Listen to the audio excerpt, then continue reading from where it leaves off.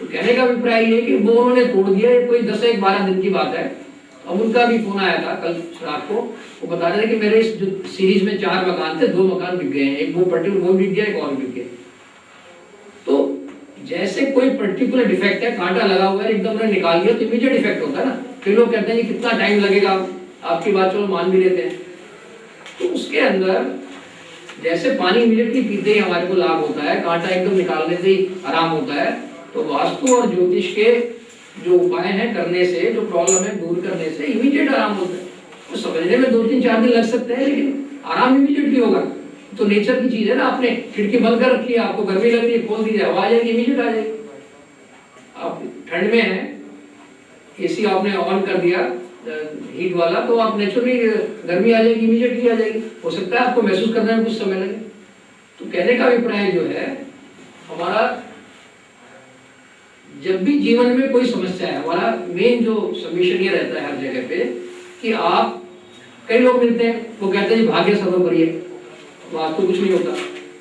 कुछ लोग कहते हैं कि कर्म ही सर्वोपरि है, गीता में कहा है कर्म करते रहो और रिजल्ट मिल जाएगा। आपकी बात बिल्कुल ठीक है। मैं बार बार एग्जांपल देता हूँ कि आप एक गाड़ी में सफर कर रहे हैं, नॉर्मली करते हैं, एक जगह से दूसरी जगह आते हैं, कोई ड्राइव करता है उसको, किसी रोड पे आप उसको ड्राइव करके लेके आते हैं या कोई साथ में आपके लेके आ रहा है।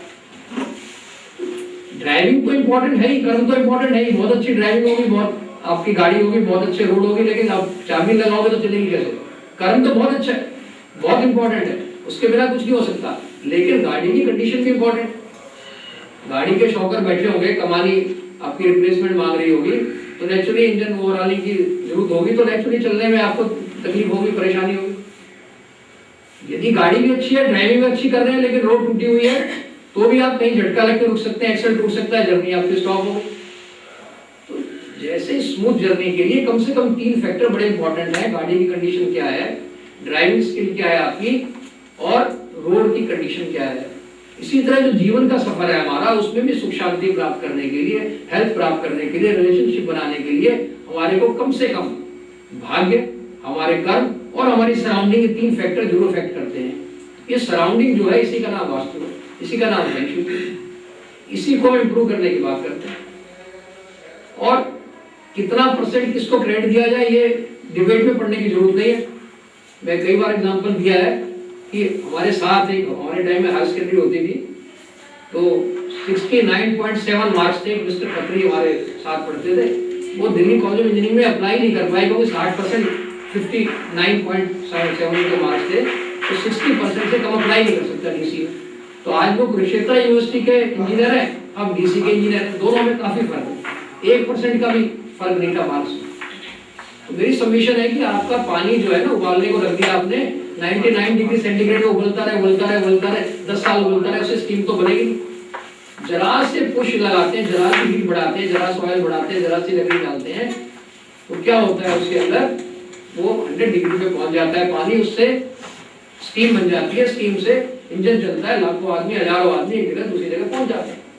तो कितना रोल है किसका उस डिबेट में ना जाके, हमारी सबमिशन है एक फेवरेबल वास्तु, एक harmonious vastu can definitely add health, wealth and happiness in your life. It can make your sweet life sweeter and bitter less bitter. यदि बहुत बढ़िया चल रही है, कुछ कह रहे हैं हमारा तो जीवन बहुत बढ़िया चल रहा है, हमारे जरूरत नहीं वास्तव में, तो जैसा चल रहा है, खीर खा रहे हो तो और उसमें सैफरन और मेवे डल जाएंगे, बहुत अच्छा हो जाएगा। और यदि समझ रहे कि कुछ प्रॉब्लम आ रही है जीवन में, उतना अच्छा नहीं चल रहा, तो परेशानी कम हो जाएगी। तो आप और भी तो काम करते हैं ना, डॉक्टर के पास जाते हैं, बीमार होते हैं तो डॉक्टर के पास जाते हैं, खान पीन में थोड़ा परहेज करते हैं, रेस्ट लेते हैं, दिनचर्या को चेंज करते हैं, ये भी तो कर्म कर रहे हैं ना। तो अपने घर का आप वास्तु में यदि आपको नजर आता है कि ये परेशानी है, उसको भी आप ठीक करने की कोशिश कर सकते हैं। ये अनएंडिंग है सब्जेक्ट है, तो इसको कोशिश करते हैं आगे बढ़ाने की। नीचे स्लाइड है जहाँ पर ये कोणार्क मंदिर है, एक उड़ीसा गवर्नमेंट ने एक बार इन्वाइट किया था कि आप देखिए कि अलग अलग मंदिर है, लिंगराज मंदिर है, महादेव मंदिर, ज्यादा उसको जानते नहीं है, पुरी का मंदिर इतना चलता है, वहाँ टिकट भी लगता है। और ये आपका कोणार्क मंदिर है, ये उसी का बैकग्राउंड है, वहाँ के चीफ मिनिस्टर थे, इनके साथ जाना हुआ कि ये टूटा क्यों। तो कोणार्क मंदिर के अंदर 3 कुएं हैं विशेषतः, एक साउथ वेस्ट में, एक नॉर्थ ईस्ट में, एक साउथ ईस्ट में। आप यदि स्टेट इसको मान लेते हैं, इसको ईस्ट मान लेते हैं, सामने वेस्ट है, तो ये साउथ हो जाएगा। तो एक कोना वहां पर, एक कुआं वहां पर है, एक कुआं वहां पर है और एक कुआं वहां पर है। तो साउथ वेस्ट में कुएं का क्या प्रभाव हुआ, जो उसका प्रधान आर्किटेक्ट था वो टाइम से पहले ही उसको मार दिया गया, किसी गलतफहमी में मर गया, वो इनॉग्रेशन के टाइम पर था नहीं वहां पर। ये जो साउथ ईस्ट का कुआं है अग्नि का स्थान है, अग्नि और पानी का तो मेल है ही, तो विपरीत स्वभाव के लोगों को बिठाओगे वही आपस में लड़ते झगड़ते रहेंगे। Vastu is harmony in nature, ये अग्नि का स्थान है साउथ ईस्ट, बेसिक सिद्धांत है। यहाँ पर पानी का आप स्रोत बनाएंगे तो उसमें हार्मनी नहीं रहेगी। तो जो लोग यहाँ शिफ्ट जाया करते थे वहां पर, भगवान सूर्य की एक मूर्ति थी, ऊपर भी बहुत बड़ा एक मैग्नेट लगा हुआ था, नीचे भी लगा हुआ था, तो इस तरह से बनाया था, बहुत बढ़िया मंदिर था कि वो मूर्ति बीच में ही अटकी हुई थी, ना नीचे कोई सपोर्ट है ना ऊंचे, बिल्कुल बीच में अटकी हुई थी। इस तरह से उन्होंने एक मैग्नेटिक सिस्टम बनाया था। तो उससे क्या होता है, बहुत बड़े बड़े मैग्नेट्स होने से जो वहां से सेलर्स जाते थे, जो ट्रेडर्स जाते थे, उन लोगों के शिप्स की दिशा कंपास टिल्ट हो जाता था। जैसे कि अभी भी आप अपना कंपास यदि यूज करते हैं तो ज्यादा उससे बड़ी पावर उसके पास रखते हैं, आप बड़े किसी इलेक्ट्रॉनिक इक्विपमेंट के पास रखते हैं, किसी मैग्नेट के पास रखते हैं, तो उसकी डिफ्लेक्ट करती है, कई बार हमें गलत वो बता देती है।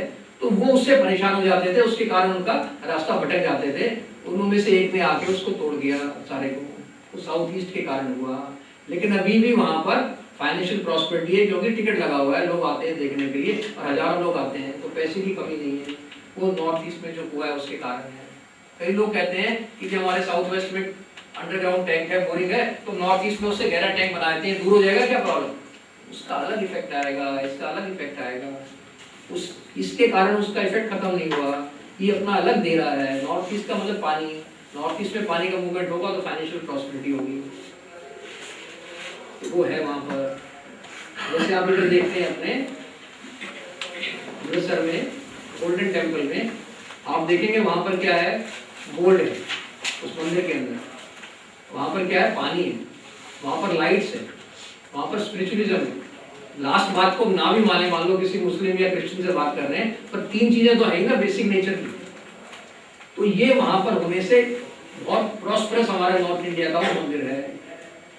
नॉर्थ ईस्ट में, नॉर्थ ईस्ट के बाद नॉर्थ में या ईस्ट में, दोनों में ऐसा ही है। साउथ ईस्ट में फायर का बेसिक सिद्धांत है, साउथ ईस्ट में ना हो पाए तो साउथ में या ईस्ट में हो सकता है। इसी तरह पानी नॉर्थ ईस्ट में आइडियल है, ना हो पाए तो नॉर्थ में और ईस्ट में हो सकता है। तो नॉर्थ ईस्ट में पानी होना वहां पर इसको बहुत ज्यादा फाइनेंशियल प्रॉस्पेरिटी दे रहा है।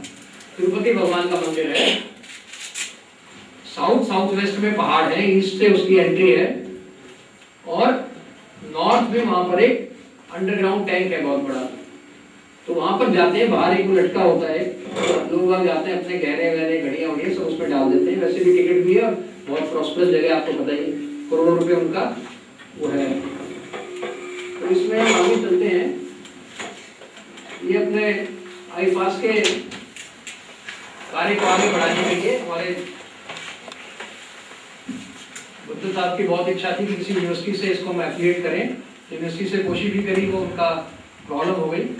तो एक नई यूनिवर्सिटी बनाने के लिए एक एमओयू साइन हुआ है राजस्थान गवर्नमेंट से। 122 एकड़ जगह भी मिल गई है 50 किलोमीटर पहले जयपुर से।